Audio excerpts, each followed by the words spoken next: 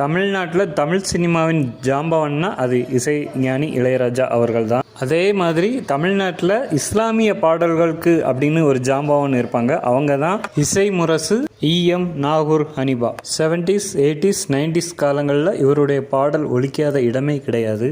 பிறக்கின்ற குழந்தைகள் முதல் மரணிக்கின்ற மனிதர்களுக்கு வரையான பாடல்களை அவ்வளவு சிறப்பாக பாடி அசத்திருப்பார். இஸ்லாத்தின் வழிமுறைகளில் எப்படியெல்லாம் வாழ வேண்டும், எப்படியெல்லாம் வாழக்கூடாது என்று அந்த பாடல் மூலமாகவே நமக்கும் உணர்த்தியிருப்பார். இவருடைய ஒவ்வொரு பாடலும் ஒவ்வொரு விஷயத்தை எடுத்துரைக்கிற அழகு தனி சிறப்பு. 80s 90s காலங்களில் இஸ்லாமிய வீடுகளில் கல்யாண வீடு வந்தாலே போதும், முதலாக இவருடைய பாடல் ஒலித்த பிறகுதான் மற்ற பாடல்களை ஒளிபரப்பு செய்வார்கள். அப்படிப்பட்ட அந்த அழகான முதல் பாடல் எது தெரியுமாங்க?